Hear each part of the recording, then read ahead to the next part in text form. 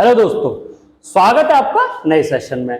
पिछले सेशन में हमने रसायन विज्ञान के परिचय को समझा, जिसमें हमने देखा रसायन विज्ञान के पिता, रसायन विज्ञान की शाखाएं तथा द्रव्य पदार्थ मैटर को समझा। और उस क्रम में हम समझ रहे थे परमाणु को और परमाणु के कणों को, जिसमें हमने देखा प्रोटॉन, न्यूट्रॉन तथा इलेक्ट्रॉन को। तो आज का जो टॉपिक है उसका नाम है परमाणु संरचना, एटॉमिक स्ट्रक्चर।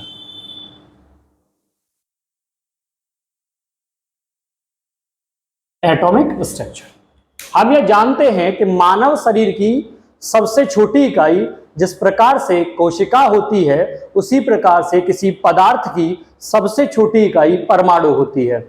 परमाणु को विभाजित नहीं किया जा सकता, यह हम जानते हैं। पदार्थ बनते हैं यौगिकों से, यौगिक बनते हैं तत्वों से, तत्व बनते हैं अणुओं से और अणु बनते हैं परमाणुओं से। और परमाणु वह इकाई है जो किसी पदार्थ के अंतिम रूप में विद्यमान होती है, या फिर कहें सबसे छोटी इकाई जो पदार्थ के निर्माण में होती है वह परमाणु होती है। तो अगर देखें तो पहला टॉपिक है परमाणु, एटम।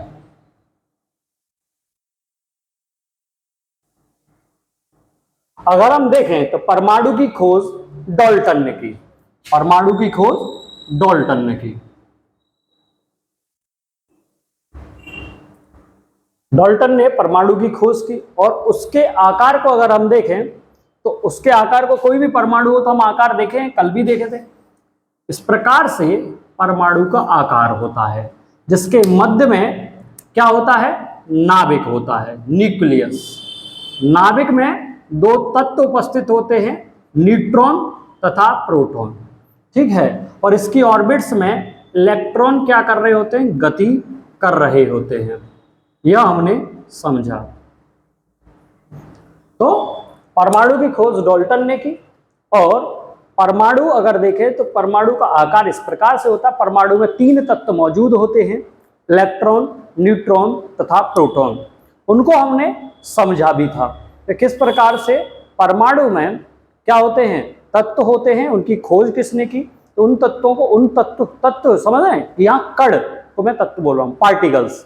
तो यहाँ कण कितने होते हैं, तीन होते हैं। अगर हम देखें तो परमाणु में दो तत्व को समझने के लिए, किसी भी एलिमेंट को समझने के लिए दो चीजों को समझना आवश्यक है, परमाणु क्रमांक, एटॉमिक नंबर, और दूसरा परमाणु द्रव्यमान, जिसे हम द्रव्यमान संख्या भी कहते हैं।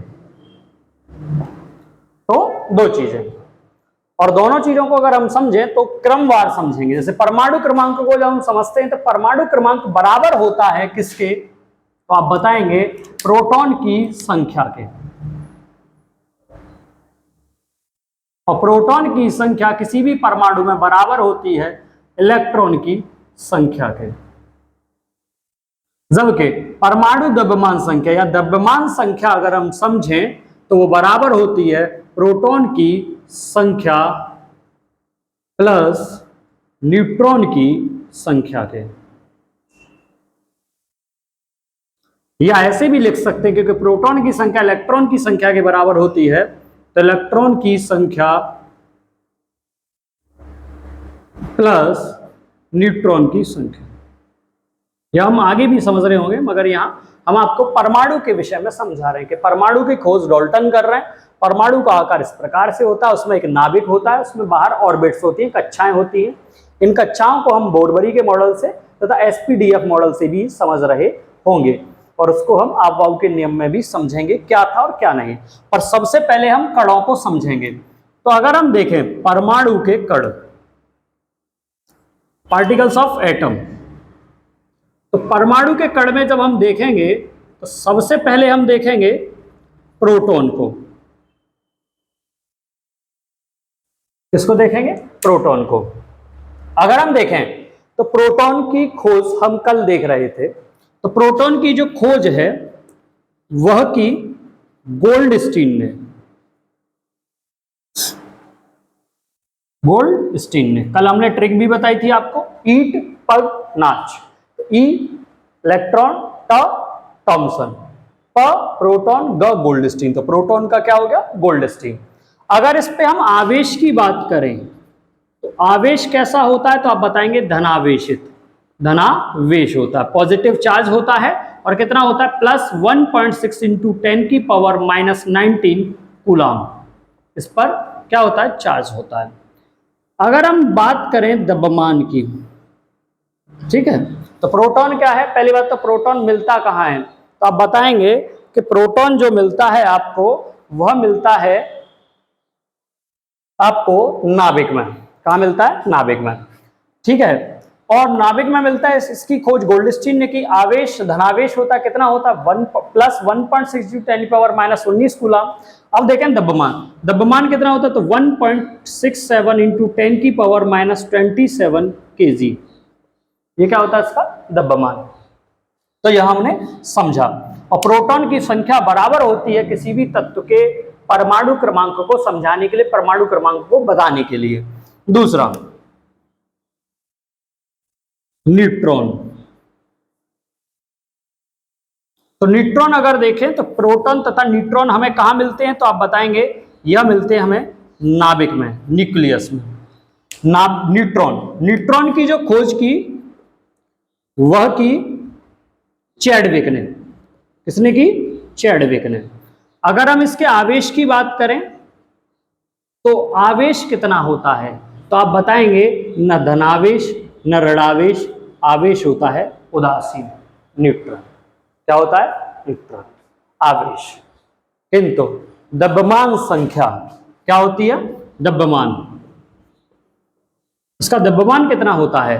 तो आप बताएंगे 1.67 इंटू 10 की पावर -27 kg। यानी किसके बराबर होता है?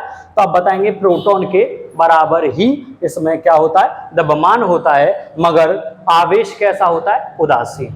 यह समझ में आया? अच्छा, ये परमाणु क्रमांक, परमाणु द्रव्यमान संख्या, ये आगे भी समझेंगे, इसको आगे भी देखते हैं। आगे हम समझें तो न्यूट्रॉन हो गया। अब देखें इलेक्ट्रॉन। तो इलेक्ट्रॉन को हमने समझा कि किसी भी परमाणु में जो इलेक्ट्रॉन होते हैं वो बाहरी कक्षा में क्या लगाते हैं? चक्कर लगाते हैं, ठीक है। और इनका जो चक्कर लगाने का क्रम है, जो परिक्रमा करते हैं, वो ऊर्जा स्तर के आधार पर करते हैं। किसके आधार पर करते हैं? ऊर्जा के बढ़ते हुए स्तर के आधार पर। इसको हम समझेंगे एसपीडीएफ मॉडल, यानी आपवाहु के ऊर्जा स्तर के बढ़ते हुए क्रम में। सबसे पहले देखते हैं इलेक्ट्रॉन। अगर हम इलेक्ट्रॉन की बात करें तो इलेक्ट्रॉन की खोज किसने की? तो आपको बताया था जे थॉमसन ने। थॉमसन, कई जगह इंग्लिश में से थॉमसन बोला गया है, स्पेलिंग TH से शुरू होती है, तो थॉमसन भी है, मगर आपको याद रखना है कि इलेक्ट्रॉन की खोज जे थॉमसन ने की। ट्रिक भी बताई थी, इसको दोबारा लिख देंगे, ठीक है। अगर हम इसकी बात करें आवेश की, तो आवेश होता है ऋणावेश। कितना? तो आप बताएंगे -1.6 इंटू 10 की पावर -19 कूलम आवेश इस पर होता है। अगर बात करें द्रव्यमान की, तो द्रव्यमान कितना होता है? तो होता है 9.002 इंटू 10 की पावर -31 kg, यह इसका द्रव्यमान होता है। तो आपने समझा किस चीज को? परमाणु के कणों को, प्रोटॉन, न्यूट्रॉन, इलेक्ट्रॉन, इन पे आवेश कितना होता है, खोज किसने की, और द्रव्यमान कितना होता है, जहां से प्रश्न बनता है। अब हम समझते हैं किसी तत्व को, और तत्व को जब हम समझेंगे तो परमाणु क्रमांक और परमाणु द्रव्यमान जो संख्या होती है उसको तत्व के अनुसार समझ रहे होंगे कि किसी भी तत्व, एलिमेंट। तो तत्व अगर हम बात करें तो सबसे पहला जो तत्व है वह है हाइड्रोजन।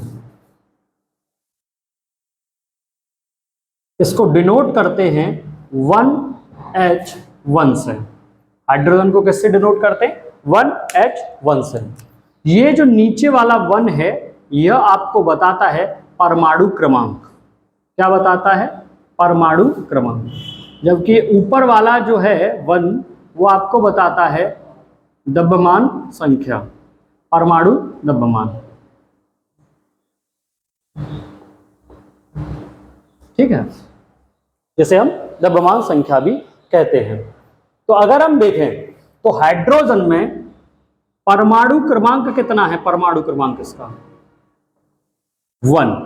और परमाणु क्रमांक बराबर किसके होता है? तो आप बताएंगे प्रोटॉन की संख्या या फिर बताएंगे इलेक्ट्रॉन की, लिख ही देते हैं पूरा, इलेक्ट्रॉन की संख्या के। तो इसका मतलब यह हुआ कि 1 बराबर P बराबर E। ठीक है, तो इसमें प्रोटॉन की संख्या भी 1 है और इलेक्ट्रॉन की संख्या भी 1 है। दूसरा ऊपर वाला जो है यानी कि परमाणु द्रव्यमान, वह भी कितना है इसका? तो आप बताएंगे 1 है। और अगर 1 है तो परमाणु द्रव्यमान होता कितना है? तो आप बताएंगे प्रोटॉन की संख्या प्लस न्यूट्रॉन की संख्या के। तो हमें यह पता है कि 1 बराबर P प्लस N, और P की वैल्यू कितनी आई है? 1। तो यहां रख दें 1, ये उधर गया तो यहां न्यूट्रॉन की संख्या कितनी आ गई? तो अब 1 में से 1 चला जाएगा तो न्यूट्रॉन की संख्या कितनी आ जाएगी? 1 माइनस 1 यानी 0। इसमें न्यूट्रॉन कितने हैं? तो आप बताएंगे 0। अगर दूसरा कोई एक तत्व लेते हैं जैसे ऑक्सीजन, क्या लेते हैं? ऑक्सीजन।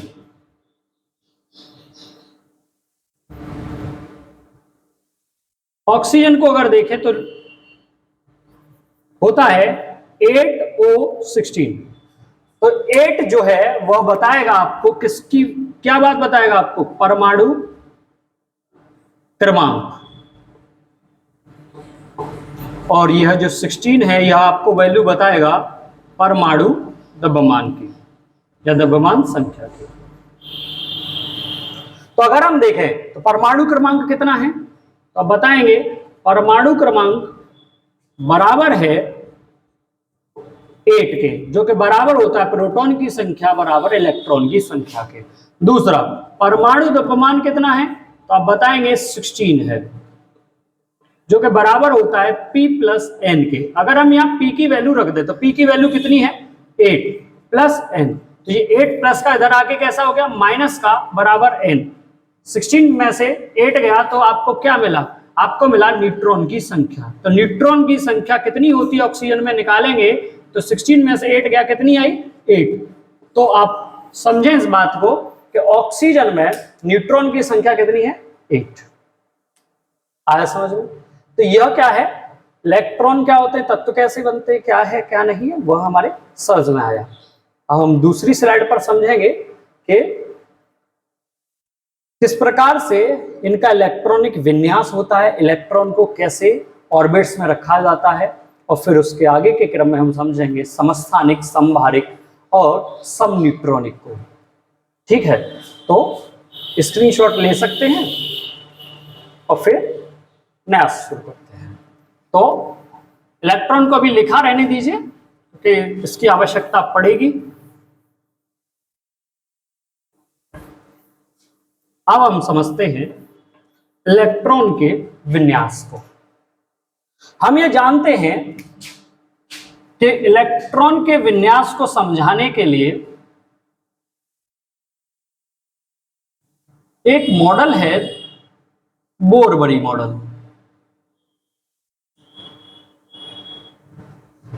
जो क्या बात करता है वो एक बार देख लीजिए।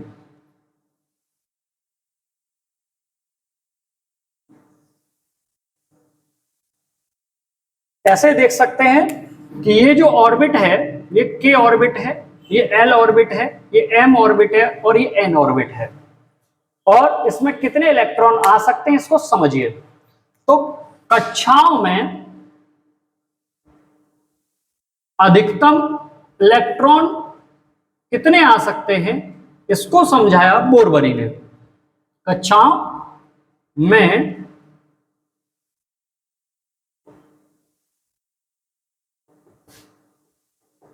अधिकतम इलेक्ट्रॉन, समझे। इसको समझाने के लिए उन्होंने एक फॉर्मूला दिया 2n स्क्वायर का। किसका दिया? 2n स्क्वायर का। सबसे पहले हम देखें k ऑर्बिट। तो k ऑर्बिट में अगर हम देखेंगे तो k ऑर्बिट में देखें तो k कौन सी ऑर्बिट है? पहली ऑर्बिट है। तो n की जगह कितना लगाएंगे? 1 स्क्वायर। 2 इंटू 1 का स्क्वायर 1, कितना आया? 2। फिर आप देखेंगे l ऑर्बिट। l ऑर्बिट दूसरी ऑर्बिट है, तो 2 इंटू 2 का स्क्वायर 4, कितना आया? 8। फिर आप देखेंगे m ऑर्बिट 2, 3 का स्क्वायर कितना आया? 2 इंटू 9, कितना हो गया? 18। n ऑर्बिट जो है फोर्थ ऑर्बिट है, तो 4 का स्क्वायर 2 इंटू 16, कितना आया? 32।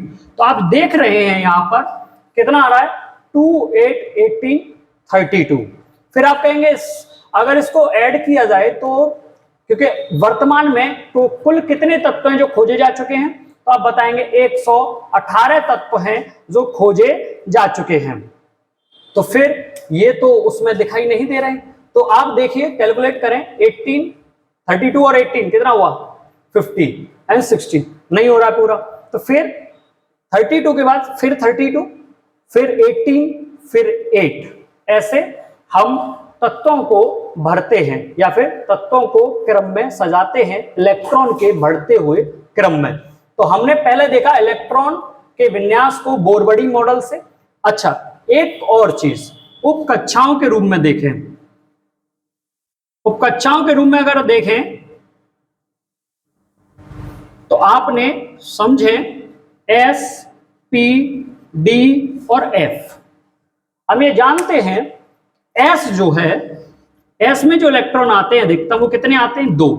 P में कितने आते हैं? तो आप बताएंगे कि इसमें आते हैं 6, D में 10 और F में 14।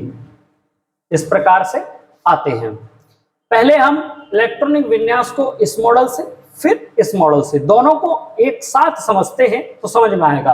अभी हमने लिखा था 8O16, जब भी भरा जाएगा 8 भरा जाएगा। क्यों? क्योंकि 8 क्या है? परमाणु क्रमांक, और परमाणु क्रमांक बराबर होता है प्रोटॉन की संख्या के और बात इलेक्ट्रॉन की संख्या के। और यहां पर जब बात हो रही है तो इन ऑर्बिट्स में भरे क्या जाते हैं? कक्षाओं में भरे क्या जाते हैं? इलेक्ट्रॉन। तो इलेक्ट्रॉन कितने हैं? 8। जब हम इस मॉडल से देखें तो आप देखें तो पहली ऑर्बिट में कितने इलेक्ट्रॉन होंगे? तो यहां है 8, और पहली ऑर्बिट में मैक्सिमम कितने आ सकते हैं? 2, तो 2 यहां आ गए। अब अगली ऑर्बिट में जब L में जाएंगे तो अधिकतम कितने आ सकते हैं? 8, और इसमें कितने बचे? 2 आ चुके हैं, 6 बचे। तो 6 8 से छोटा है, तो इस ऑर्बिट में कितने आ जाएंगे? 6 आ जाएंगे। कितने आ जाएंगे? 6। आया समझ में? अब इसी को अगर आपको भरना हो इस मॉडल पर, किस मॉडल पर? इस मॉडल पर। तो ये कौन सा मॉडल है? ये बोर-बॉडी का मॉडल है जो आपने KLMN में देखा। अब आप देखेंगे किस मॉडल पर? SPDF मॉडल पर। तो अगर देखें तो पहले 1s, S में कितने आ सकते हैं अधिकतम? 2 पूरे हो चुके हैं। अब अगली ऑर्बिट में जाएंगे। 1s के बाद क्या आता है? 2s, तो 2s, S में कितने आ सकते हैं? 2। फिर 2p, अगर p देखें तो 2 और 2 4 आ चुके हैं, टोटल थे 8, कितने बचे? 4। और p में कितने आ सकते हैं? 6, तो अधिक 4 लास्ट में आ सकते हैं। अब इसकी संयोजकता को समझो, यहीं पर आपकी संयोजकता भी समझ में आ जाएगी। संयोजकता किस रूप में समझ में आएगी वह देखिए। वैलेंसी, वैलेंसी क्या होती है, और वैलेंसी समझ में आ गया तो आपके आयंस भी समझ में आ जाएंगे। आयन कैसे होते हैं, पॉजिटिव आयन कौन है, नेगेटिव आयंस कौन है, कितने पॉजिटिव है कितने नेगेटिव है, इस चीज को भी हम समझ पाएंगे। संयोजकता क्या होती है? संयोजकता होती है आखिरी ऑर्बिट में कितने इलेक्ट्रॉन की अधिकता है या कितने इलेक्ट्रॉन की कमी है, इसको हम संयोजकता के रूप में समझते हैं। यहां पर देखें तो 2,6, लास्ट ऑर्बिट में देखें 6 है। अब अगर देखें तो यहां पर ये दूसरी ऑर्बिट है और दूसरी ऑर्बिट में मैक्सिमम कितने हो सकते हैं? 8। तो कितने की आवश्यकता है? यहां 6 है और वहां 8 है। अगर ये अपने आप को ऑर्बिट को पूरा करना चाहता है तो कितने की आवश्यकता है? इसको 2 की आवश्यकता है। तो 2 किसी से लेगा तो यहां कितना हो जाएगा? 8। अच्छा, इसमें एक चीज और, या तो लेगा, और लेगा तो इतना लेगा कि ऑर्बिट पूरी हो जाए, मैक्सिमम इलेक्ट्रॉन जितने होते हैं वो हो जाए, या फिर देगा तो बिल्कुल 0 की कंडीशन में आ जाएगा। तो अगर किसी से लेगा तो यहाँ 8 होने चाहिए, 6 है तो 2 किसी से ले रहा होगा, और जब किसी को देगा तो 0 करना पड़ेगा, तो कितना दे सकता है 6, और हम वैल्यू कौन सी लेते हैं, छोटी वैल्यू। क्यों लेते हैं, तो जो आसान है, तो 2 लेना आसान है या 6 देना आसान है, तो आप समझेंगे 2 लेना आसान है। अगर लेगा तो ऋणावेशित है, और अगर देगा तो धनावेशित है। अब अगर देखें तो ये 2,6 है, तो ये 2 ले रहा है, तो इसकी वैलेंसी कितनी हुई, तो आप बताएंगे ऑक्सीजन की वैलेंसी, क्योंकि 2 ले रहा है तो इसकी वैलेंसी हुई आपकी 2 लेने पर -2। कितनी हुई, -2। और ये जितने ले रहा है इलेक्ट्रॉन्स, उन्हें हम क्या कहेंगे, ऋणावेशित आयन। क्या कहेंगे, ऋणावेशित आयन। तो जब हम ऑक्सीजन को लिखेंगे रिएक्शन में तो कैसे लिखेंगे, O2-, ये 2- क्या है, आयन है ऋणात्मक। क्यों, क्योंकि यह 2 ले रहा है, तो O2-। अभी इसको दूसरे रूप में समझे कि यहां लिख रहा हो बेटा सोडियम। सोडियम आप जानते हैं कि सोडियम का एटॉमिक नंबर 11 होता है। कितना होता है, 11। तो 11 को कैसे लिखेंगे, पहली ऑर्बिट में कितने आ सकते हैं, मैक्सिमम 2, फिर अगली ऑर्बिट में कितने आ सकते हैं, 8 ले लिए, कितना हो गया टोटल 10, कितना बचा अभी 1, तो अगली ऑर्बिट में कितना आ जाएगा 1। अगर एसपीडीएफ में से भरना चाहें तो कैसे भरेंगे, 1s2, 2s2, 2p6 हो गया।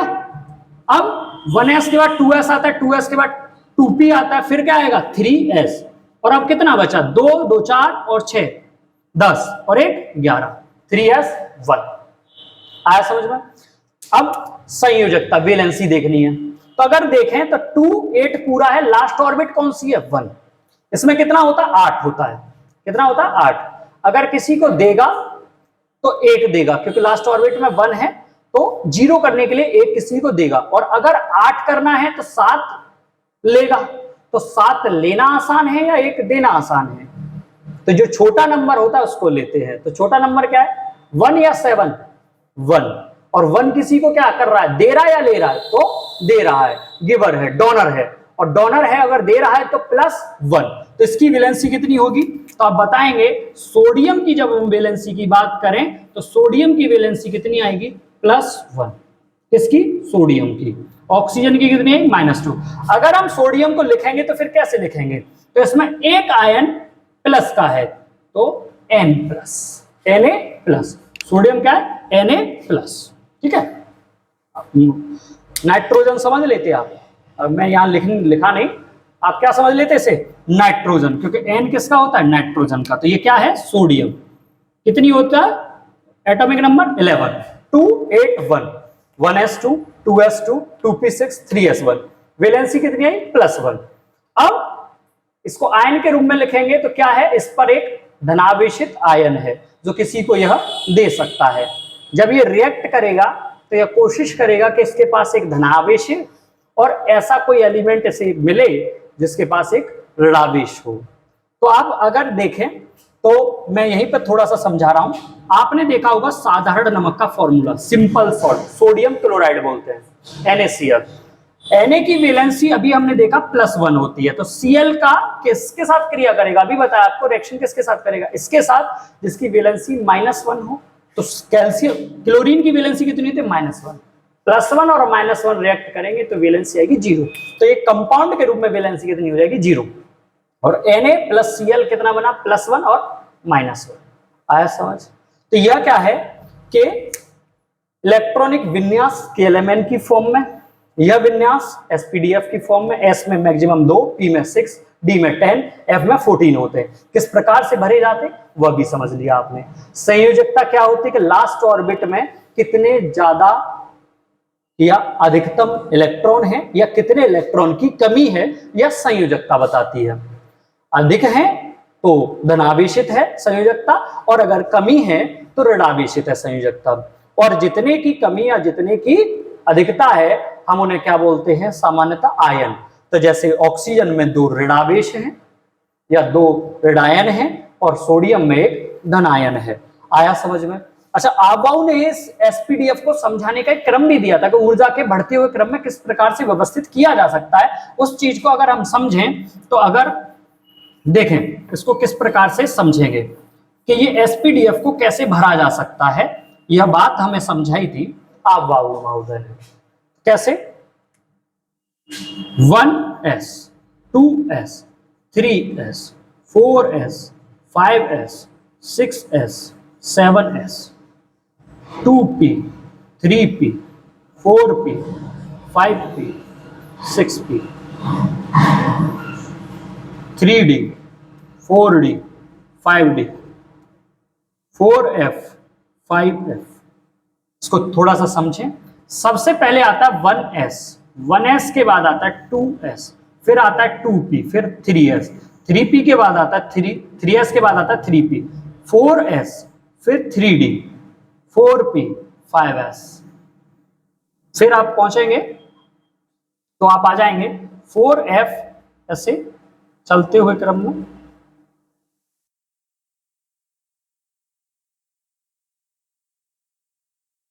तो अगर देखें तो 1s आएगा, उसके बाद 2s, 2p, फिर 3s, 3p, 4s, 4s के बाद आएगा 3d। अब आप देख रहे हैं कि 4s के बाद क्या आ रहा? 3d। तो पहले 4s भरा जाएगा, फिर 3d भरा जाएगा। कॉपर में यही विवाद है, कॉपर में यही विवाद है कि वहां पर ये अपवाद की कंडीशन बनती है।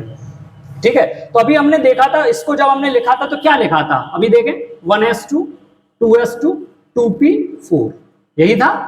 तो अगर देखें तो 1s आया पहले, फिर उसके बाद 2s आया, 1s के बाद क्या आया? देखिए बिल्कुल एकदम क्रम में चल रहा है। ठीक है, एकदम क्रम में चल रहा है ये चीजें। तो आप देख रहे हैं कि 1s के बाद क्या आया? 2s, 2s के बाद क्या आया? 2p, 2p के बाद क्या आएगा? 3s, 3s के बाद क्या आएगा? 3p, फिर आएगा 4s और फिर आएगा 3d। हम अक्सर गलती क्या करते हैं? पहले 3d को भर देते हैं, फिर 4s को भरते हैं, और उसमें गलती की संभावना बनती है या गलती होती है। तो हमने देखा इलेक्ट्रॉनिक विन्यास को। अब हम समझ रहे होंगे समस्थानिक, संभारिक और समन्यूट्रॉनिक को।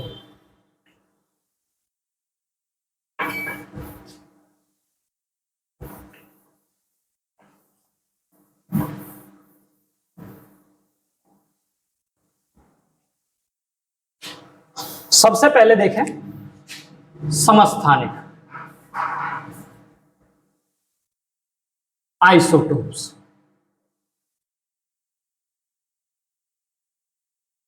नाम से स्पष्ट है, समस्थानिक, सम स्थान, जिनका स्थान समान हो उन्हें समस्थानिक। अगर परिभाषा देखें तो ऐसे तत्व जिनके परमाणु क्रमांक तो समान होते हैं किंतु परमाणु द्रव्यमान संख्या अलग अलग होती है। तो इसमें क्या होता है? परमाणु क्रमांक समान परंतु द्रव्यमान संख्या भिन्न भिन्न होती है।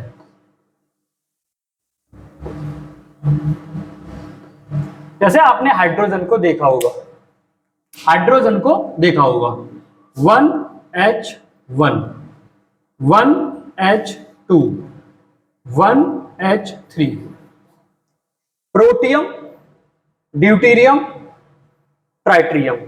अगर हम इसको देखें तो 1H1, 1H2, 1H3, इनका परमाणु क्रमांक क्या है? समान है, मगर परमाणु द्रव्यमान संख्या क्या है? भिन्न भिन्न है।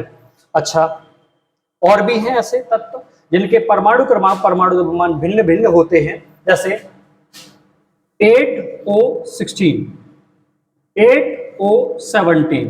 तो ये ऑक्सीजन है, इसके क्या है? 2 आइसोटोप्स हैं।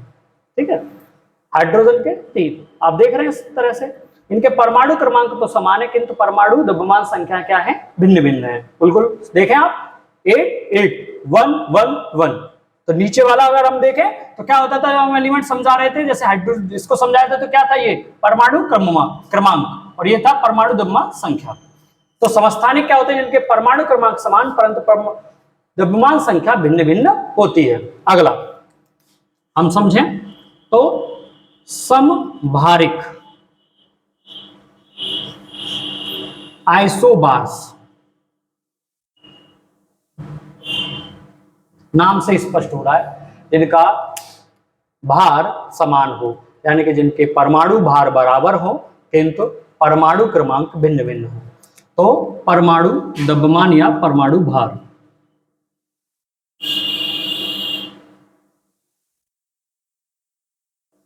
संख्या समान हो किंतु परमाणु क्रमांक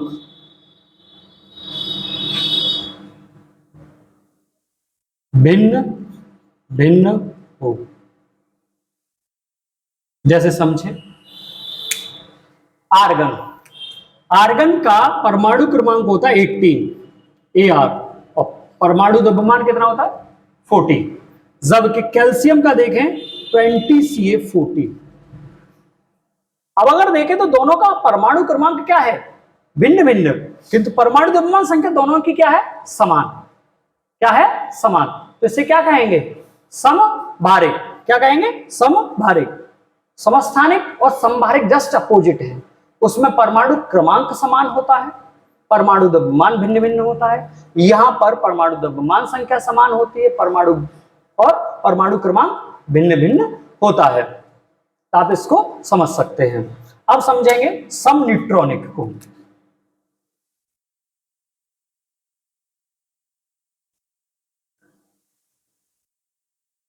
जिन्हें आइसोटोन्स कहते हैं, क्या कहते हैं आइसोटोन्स।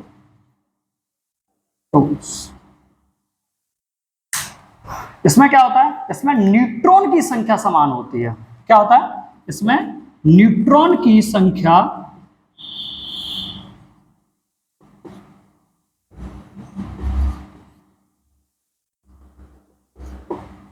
समान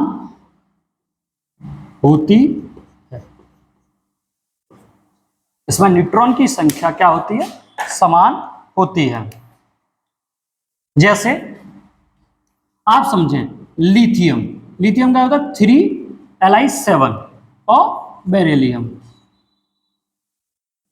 4B8। अगर इसमें देखें तो सबसे पहले इसको देखिए, ये क्या है परमाणु क्रमांक कितना है, परमाणु क्रमांक है 3। ये ऊपर क्या है, ये है आपका परमाणु द्रव्यमान संख्या कितनी है 7। तो अगर हम देखें तो हम यहां पुट करें, इस चीज को यहां पुट करें, ये कितना है 3, ठीक है, ये कितना है 7। तो ये जो है द्रव्यमान संख्या कितनी दे रखी है 7, बराबर होती है प्रोटॉन की संख्या प्लस न्यूट्रॉन की संख्या के। तो ये कितना है 7, परमाणु क्रमांक 3 है, तो प्रोटॉन की संख्या भी कितनी हुई 3 प्लस न्यूट्रॉन की संख्या n। अब 3 प्लस का उधर जाके कैसा हो जाएगा माइनस, तो n बराबर कितना आएगा 4। अब यहां देखें यहां कितना है, तो आप बताएंगे परमाणु द्रव्यमान संख्या है 8 और ये कितना है 4 और n, ये 4 इधर जाके कैसा हो जाएगा माइनस का, तो n बराबर कितना आ गया 4। और ये n का मतलब यहां पर क्या है न्यूट्रॉन की संख्या। तो न्यूट्रॉन की संख्या कितनी आई, तो आप बताएंगे न्यूट्रॉन की संख्या दोनों में समान है और 4 आई है। कितनी आई है न्यूट्रॉन की संख्या,